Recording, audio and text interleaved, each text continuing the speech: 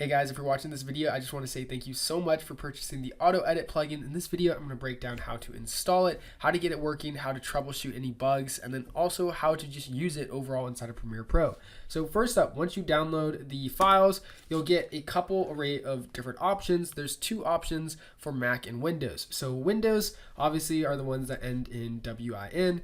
There's an exe installer file over here, that's for Windows, and then there's a ZXP Windows file.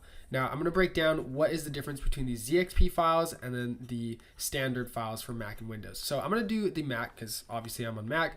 I'm going to, when I open up the Mac file, I get a DMG file. I just double click it and then it'll begin to open the DMG and you'll get this pop-up page right here. You just double click this extension one more time and then it'll guide you through an entire installation process. I'm not going to install this because I already have it installed, but this is basically how you install the AutoEdit file on DMG. Now, one important thing to note is that Apple has a lot of system security protocols. So there's a lot of strict things to make sure that obviously harmful bugs and viruses don't get into your Mac, but sometimes they can block AutoEdit from actually working properly. So to make sure that you can get AutoEdit working properly is go to System Settings, go to your privacy and security over here. You can just search privacy and security in this top panel.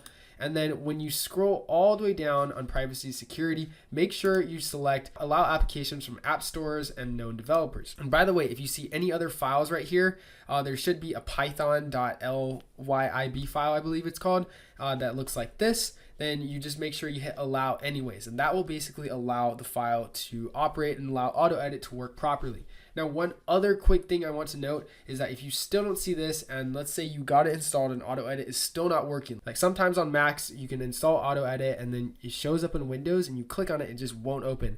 It's really, really simple fix. Don't worry. All you have to do is shut down your computer and then you hold the power button for a little bit longer upon startup, and then it'll show a screen that says enter startup mode. Now enter startup mode and you go through this entire process. I've linked to the tutorial right here, which will guide you through each exact step, but you have to make sure you enable reduced security mode. Now this will basically allow all the system protocols of AutoEdit to work properly on your computer and won't block the plugin from popping up in Premiere Pro. The tutorial is right here, of course, but if you have any questions, feel free to shoot us an email. We'll reply to you as fast as possible. Like, I genuinely care about making sure that this plugin works for everybody, so please email us, don't hesitate. The other second option to install AutoEdit, let's say the DMG is still not working and for whatever reason you just need it working really fast, you can go ahead and use the ZXP file. Now the ZXP file has to be installed through ZXP-UXP installer.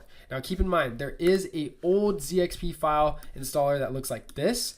Do not use this. This is wrong. This is the old one. It won't work. So you have to use this new ZXP-UXP installer. It's linked on AE Scripts. It's completely for free. And the way that it works is you just open it up and then you literally just go ahead and you just drag and drop. Let me go to the file over here. You just drag and drop the one for Mac or for Windows if you're on Windows, and you drag and drop right here, and then it'll say inspecting it, and then you literally just click install it. It'll say install. Yep. And then we already have it installed, of course, so I'm not going to do that. But that's how you use the ZXP installer. Anyways, once we have that out the way, once everything is installed properly, then you can go ahead and restart Premiere Pro, of course. One thing I always recommend doing is clearing your Premiere Pro cache. So you can go to the cache by going to Premiere Pro, you hit settings, and then you go over here to media cache. And then just make sure you hit delete cache files from the last 90 days. And this will basically clear everything out, give your Premiere Pro a fresh start so that AutoEdit should be working properly. Anyways, now that we have everything set up, all the logistics, all the technical parts out the way, how do we use AutoEdit? So I'm going to create a new project, and now you can see I'm inside Premiere Pro. By the way, I have my vertical columns. It's just the same as any other Premiere Pro. I'm going to go to Window, I'm going to hit Extensions, and then I should see AutoEdit, and I click AutoEdit, and there it is. Voila, it should pop up and load in.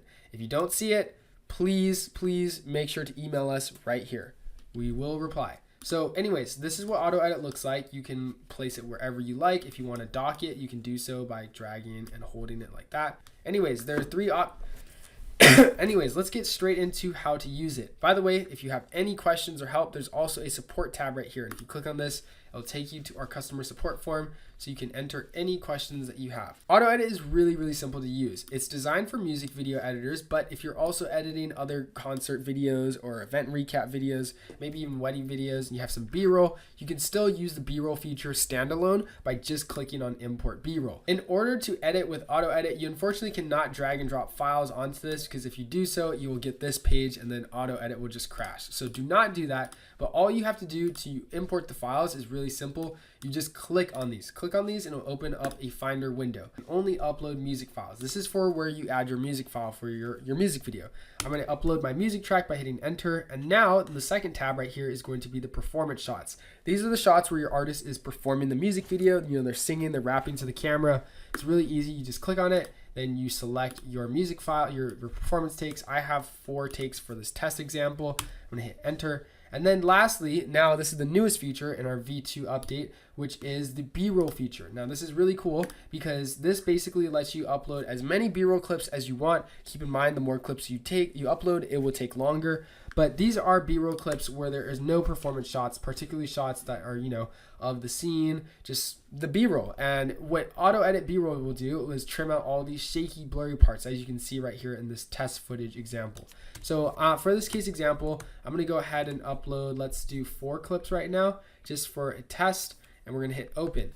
And now that we have all of our files uploaded, we are going to hit continue, and AutoEdit is going to automatically set up our timeline for us. Now you're seeing it's taking us to this page right here. It's saying waiting for you, and what you have to simply do is select all of these. You can hit Command A, and then you just literally right click it and you hit synchronize, and this will basically synchronize all your clips. Make sure you select audio track channel and mix down and hit OK. Now all of our music video takes are synchronized to the beat of the music. Yep, everything is synchronized. And then I'm simply just going to hit next. Now what it's going to do is it's going to detect the BPM of the song. So this is basically the beat detection feature of AutoEdit. As you can see, it generated 93.75. So now it's going to ask you for a couple options. There are 3 options right here, and if you have any questions, hover over these question marks and they'll tell you exactly what everything is. So this one right here has 3 options, which are stairs, manual, and random. Stairs are honestly my preferred method. This basically is the way that the music video gets cut up. Do you want it to alternate evenly and in sequential in the order of the layers, or do you want it to just apply cuts to all the beat markers, or do you want it to just randomly cut between the performance takes? It's completely up to you. We leave the creative choices completely up to you as the editor. And then also there's random as well. But as I said, I'm going with stairs. Collapse will basically collapse all your layers into one final layer once it's done. And then last but not least is edit speed. Now edit speed can differentiate between fast, calm, and chill. If you don't know what that looks like, you can hover over this icon and it'll tell you. Fast is for hype upbeat songs, there'll be more cuts. Chill is less, and calm is even less cuts. And so I'm going to go ahead and hit variation because I want a mix of different pacing throughout my music video. And then last but not least is the start time. Now start time is basically for music tracks where the music doesn't start exactly at 0 seconds. This is basically like if there's a voice memo or like some dialogue in the beginning of the track and the song starts a little bit later. So that's how you can offset the BPM detection if there is a voice memo in your song. Now what you're going to do is I'm going to click markers, and this is just going to add markers for all of my beat markers just in case if I want to tweak anything later. And now once we have that out the way, we're going to hit proceed to B-roll. Now this is the cool new page which basically lets us trim out how much B-roll shaking we want. So the B-roll trimmer will trim out all the shaky, blurry, unusable parts. If you hover over this icon, it'll tell you. Low will basically keep a lot of handheld shake. High will keep all the smooth shots, and it'll remove anything with any bit of shake at all. So I'm going to put it up to high because I only want the smoothest shots in my B-roll. And then this is very, very important. You have to make sure you click this is a music video if you're editing a music video, because if you don't, it won't automatically add B-roll to your timeline. The reason why this option exists is because if, let's say, you use this B-roll feature standalone, you're not using the music video process, then you can go ahead and uncheck this, and then it'll just create a sequence of your B-roll selects. So now we're going to hit trim B-roll. Now this is the part where it might take a couple of seconds to load, a couple minutes depending on how much footage you upload.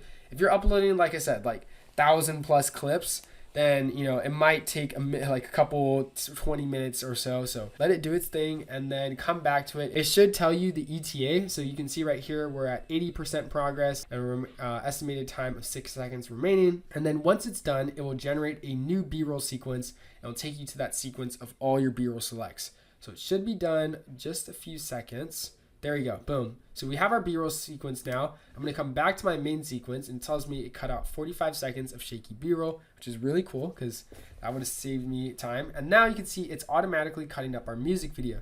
So it's cutting up our music video and then it is automatically alternating between different takes, and then boom, just like that, created my first rough draft in the music video. It's still crazy for me to watch that process because, like I said, this literally, I would spend so much time doing this as an editor myself. So as you can see, we have a rough draft of our music video that's cutting between performance shots, and we have some B-roll shots added in. Wow, that's pretty crazy. So as I always mention, this is a great rough draft. The point of AutoEdit is to save yourself the time on the repetitive, tedious tasks, so that you don't have to go in and just manually trim B-roll, manually cut to the beat, manually cut between performance takes. So go ahead and tweak things, change things, adjust things. Don't leave it as is. I never like to leave it as is. I think if you're an editor, you're a creative director, you're a human, so you have to add your human touch to make it your piece of art. Go ahead and adjust it, but hopefully that helps you save some time. But we didn't just stop there. So we actually have a couple more features that I'm gonna break down. First up is the visual effects applier. So there's a manual visual effects applier and an AI visual effects applier. As you can see, there's a bunch of different VFX overlays and effects as well that you can apply. For example, if you want to apply CRT effects, all you do is you just hit insert at playhead and instantly it will insert CRT effects wherever you want. And you can go ahead and click throughout the different variations of CRT effects and apply those to your video, and boom, you have some crazy looking effects in your video. One of my favorite in particular is the camera shake applier. This one basically lets you add camera shakes to your music video directly at your playhead. So let's say I want to add a camera shake transition right here. I just hit insert at playhead and then instantly it's going to create an adjustment layer and apply all the camera shake effects, and boom, just like that, we have some crazy looking camera shakes. Wow, that's crazy. That is pretty insane. So you can just go ahead and click throughout these. There's a bunch of different templates in here. You don't have to create adjustment layers anymore. You don't have to drag and drop presets. You just click the button and you get instant camera shakes applied to your music video. That's how that works. But what's more impressive to me, in my opinion, is the visual effects applier. So I'm going to delete all these test effects. So this AI visual effects applier over here, by the way, it only works if you did the music video editing process as we did before throughout the entire flow. So if you just did a music video editing process, then this AI VFX applier will work because this is what it's built for. So the AI visual effects applier will automatically apply an array of visual effects throughout your music video. The way I like to use it is in layers. So I like to do different types of effects one at a time. So I'm going to start off with, let's do some film burns. We're going to do some film borders, and then maybe we'll do some CRT effects. Sure, why not? Now you scroll down, you see this effect intensity slider. This basically determines how many visual effects you're going to apply at how many cuts. So let's say I hit around 60% effect intensity, and then I zoom out and then I'm going to hit add visual effects. You can see it's going to analyze my timeline and instantly it's applying these visual effects throughout my music video at 60% of the cuts. So then that way, when I play it out, you can see I have CRT effects going on. Wow, that's crazy. Some film borders being applied. This scene's kind of dark, so you can't really see it. But there's also, here's some film burns right here. More film burns, more CRT effects as well. So yeah, as you can see, there's a bunch of crazy effects you can just apply. It's really cool. But I was talking about applying it as layers. So let's say I just applied these. I'm gonna uncheck all these boxes now. Now let's say I want to add camera shakes. I recommend doing this in layers because you can get camera shakes affecting the effects that you applied before instead of each effect being individual and on its own. So now I'm gonna scroll down and I'm gonna hit apply camera shake effects after I did my first round, and you can see it's automatically creating adjustment layers on our V8 layer right here. Give it a couple seconds to load. This one takes a little bit longer, but what it'll basically do is create camera shakes on top of the effects that we already applied. So that way we'll have camera shakes on top of the film burns, on top of the CRT effects. Just makes everything feel a lot more cohesive and like well edited. So now it's done, and you can see if we play it out, we have a bunch of crazy camera shakes applied to our music video. Wow, that is pretty crazy. And it's on beat of the song. Like I said, this is also a starter. The entire point of AutoEdit is to get you a rough draft starting point, so that way you can go ahead and tweak things. But hopefully it's able to save you time, not having to create everything manually yourself. Now, lastly, we added the title card applier. Now, the title card applier has a bunch of different mogurts that are applied via your playhead. So let's say we just finished this edit. Now let's add a title card. I can go ahead and scroll throughout any of these title cards that I want. Let's do this one. I hit apply at playhead. You can see instantly. Oh, did it? Oh yeah, I deleted one of my layers. So I'm gonna go ahead and create a new layer right here, just like that. I'm gonna hit insert at playhead, and boom, just like that, it inserted a title card at our V9 layer. You can see it's completely animated. And if I want to go ahead and change the effects, I go to my effects and control panel, I hit the drop down, and I can change this to whatever I want. So I can say, make this say my title.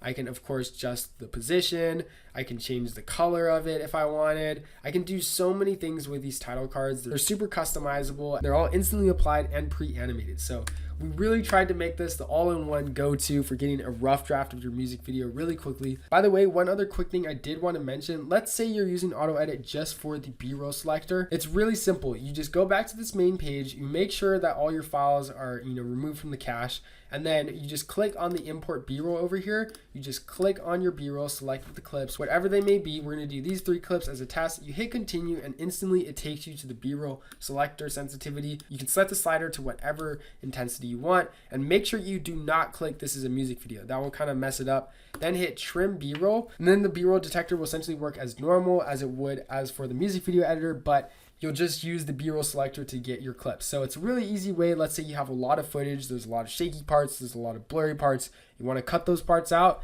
you just use the B-roll selector in AutoEdit, and boom, instantly creates you a new sequence over here with all your B-roll shots, and then it's trimmed out all the shaky parts, as you can tell. So we have a nice timeline right here, and all the shaky parts of my B-roll are trimmed out, and I just have usable B-roll clips. So it's really helpful. This is honestly one of the most helpful features to me because I use this across all video mediums. By the way, submitting report tickets right here on the I Need Help tab at the very bottom is the most helpful way for us to document your bugs and then get them fixed as soon as possible. Like, I'm serious, guys. The plugin being able to work for you is really one of my top priorities. So if it's not working, please let me know. I can't help you if you don't let me know. So just reach out. Otherwise, happy editing, and I'll talk to y'all soon. Peace.